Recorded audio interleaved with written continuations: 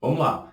Nessa videoaula a gente vai trabalhar um pouquinho só sobre termodinâmica. É muito importante vocês entenderem alguns termos, alguns tópicos da termodinâmica, para que a gente possa justamente entender, né, essa parte exclusiva da termodinâmica, que seria estudar o calor nas reações químicas. Então vamos lá. A primeira lei da termodinâmica, ela é fundamental para que a gente entenda alguns conceitos fundamentais da termodinâmica, lógico, e também utilizados na termoquímica. Então, vamos imaginar o seguinte. Nesse primeiro caso, eu vou imaginar que eu tenho aqui uma quantidade de gás qualquer. Então, eu tenho uma molécula de um gás. E aí, na termodinâmica, isso é muito importante, você definir se esse gás é monoatômico, diatômico ou triatômico. A gente vai ver já já um pouquinho o porquê. Então, vamos imaginar um gás aí, monoatômico qualquer. E esse gás, logicamente, se ele é um gás, ele está sob a ação de uma energia cinética aí. Então, eu acabei de falar, ó, ele está com a ação de uma energia cinética. Então, eu acabei de dizer que esse gás aqui dentro, ele tem uma energia. E essa energia é proporcional à temperatura. E podemos também dizer que quanto maior a quantidade de partículas que eu tenho aqui dentro, maior será, logicamente, o conteúdo energético total desse sistema. Vamos entender. Se você imaginar que uma única partícula está agitando, você então vai dizer que aquela partícula tem um conteúdo energético, que depende, logicamente, da temperatura. Mas se você tiver duas partículas, você está dizendo, então, que você já dobrou a quantidade de energia ali dentro. Então, acabamos de entender que a quantidade de energia que temos aqui nesse sistema, vou chamar a energia aqui dentro, então, a energia interna, ela é diretamente proporcional à temperatura e à quantidade de partículas. Não, isso é bem importante. Então, ela é diretamente proporcional. Então, eu posso dizer que a minha energia interna, que a gente pode chamar de E, ou fisicamente vou chamar de U, né? A minha energia interna, U, ela é diretamente proporcional, usando uma constante de proporcionalidade qualquer aqui que eu vou chamar de R, vezes N vezes T.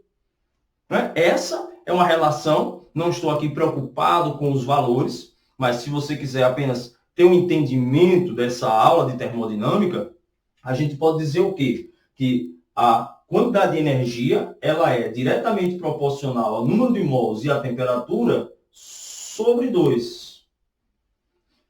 Quando você entender agora as fórmulas, mas volto a repetir, isso é mais importante em física do que em química.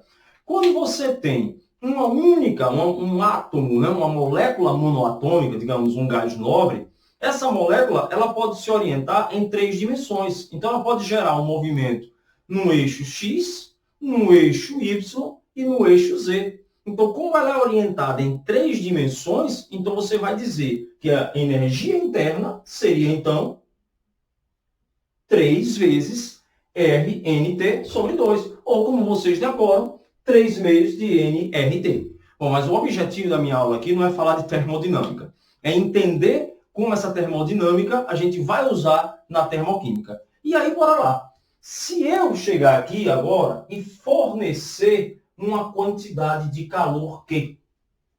Se eu estou fornecendo calor, lembre que calor é fluxo de energia, eu estou fornecendo energia aqui para o meu sistema interno, é lógico que a temperatura aqui dentro vai aumentar. Então, a gente acabou de fazer a primeira relação termodinâmica.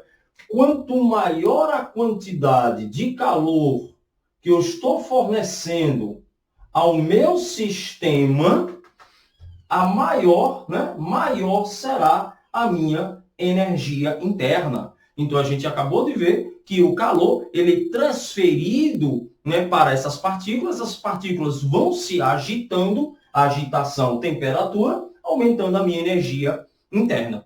Pronto, primeiro caso, explicadinho. Posso dizer, então, que o calor absorvido pelo sistema, e aí, por favor, né, eu estou fornecendo calor. Se eu fizesse o contrário, retirasse calor do meu sistema, ao retirar calor, a temperatura diminui, a energia interna também vai diminuir. Então, elas são proporcionais.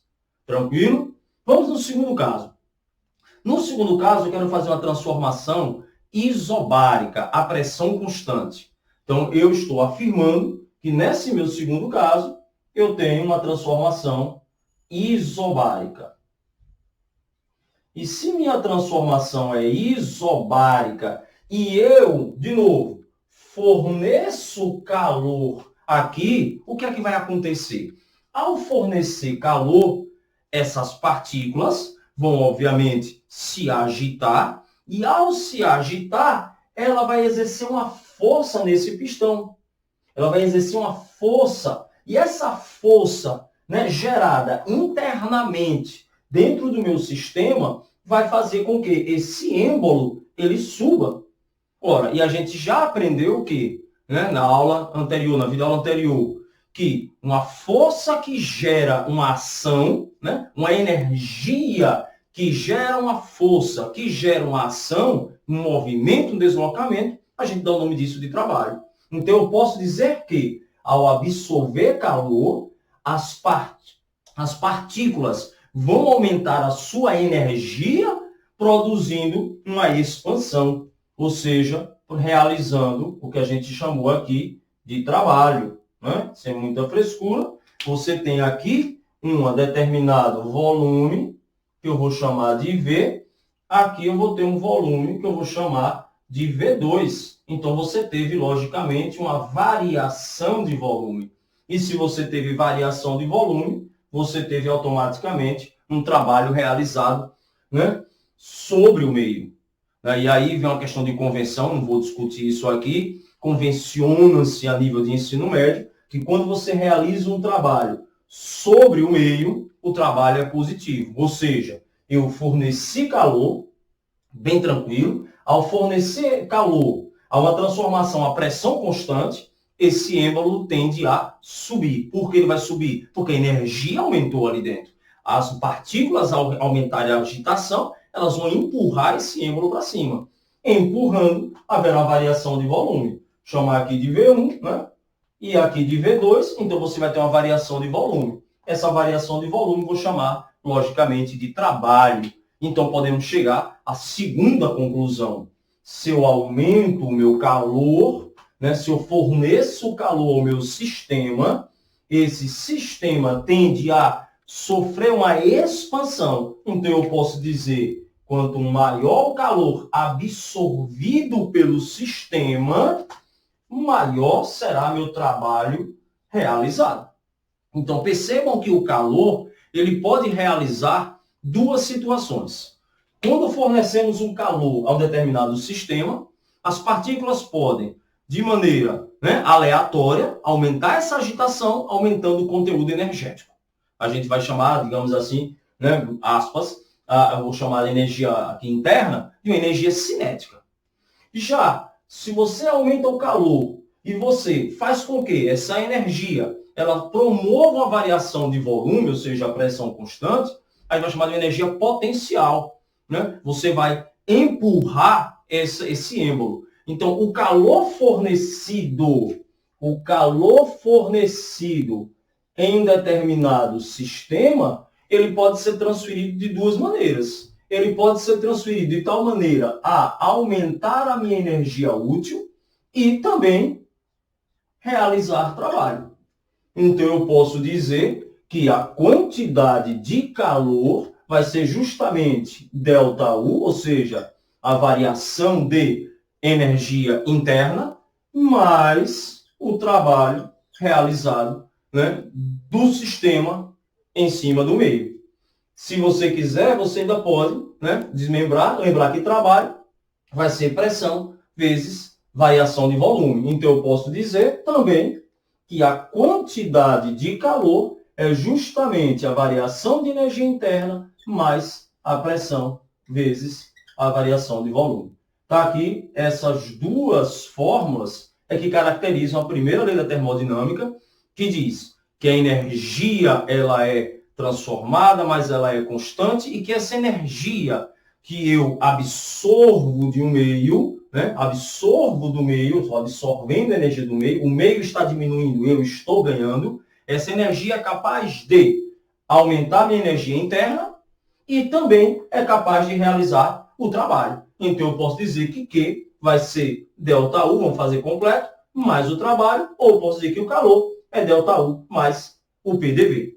Se você estiver trabalhando a pressão constante, né, você vai variar apenas a variação de volume.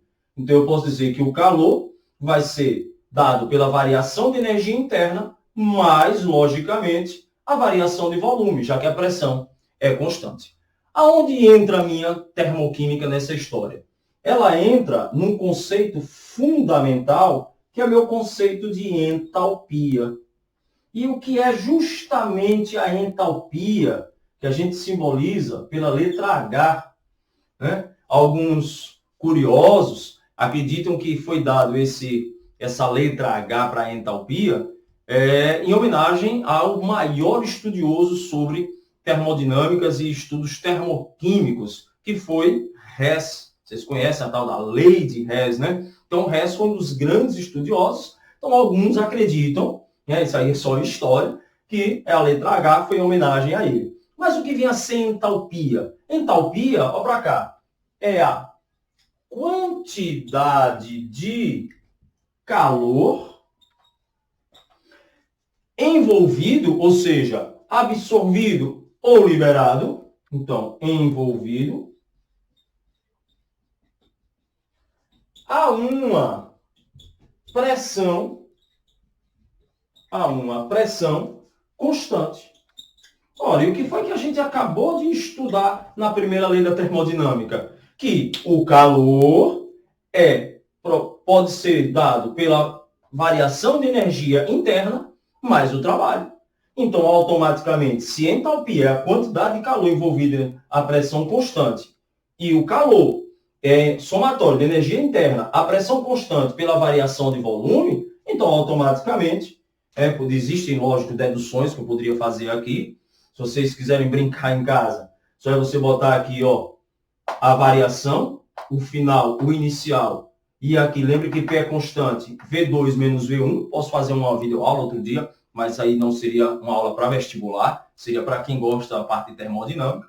E a gente prova, então, que a quantidade de calor é igual a ΔH, que é justamente isso que eu quero mostrar para vocês. A quantidade de calor é justamente igual à minha variação de entalpia. E aí onde entra nossa termoquímica e termodinâmica, né? Já que a termoquímica é só um pedacinho, quando isso aqui for trabalhar apenas com reações químicas. Lembre lá, a termoquímica é isso, só que isso para uma reação química. Se eu faço isso para um gás, para qualquer coisa, né? Uma transformação de um sólido em um líquido, não seria um estudo termoquímico, seria um estudo termodinâmico. Mas no fundo, é tudo a mesma coisa.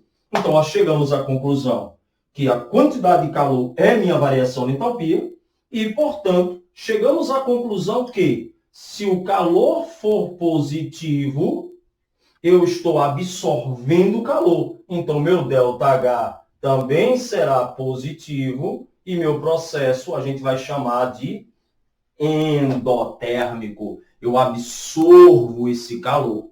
Já, se o calor está sendo, né, diminuído, se eu perco o calor, tudo ao contrário. Eu vou diminuir a energia interna e meu trabalho será negativo. Então, eu posso dizer que a variação de energia vai ser menor do que zero, né? Portanto, o meu processo será exotérmico. Se você considerar, né? Se a gente considerar a variação de volume constante, eu posso dizer que a quantidade de calor é igual à energia, né, interna, e aí fica mais fácil ainda de você entender. Se você fornece calor, a quantidade de energia que eu tenho internamente, ela aumenta. Então, se a quantidade de calor está sendo absorvida, a quantidade de energia ou de entalpia, que é a energia interna, nessa relação variação de volume constante, ela aumenta.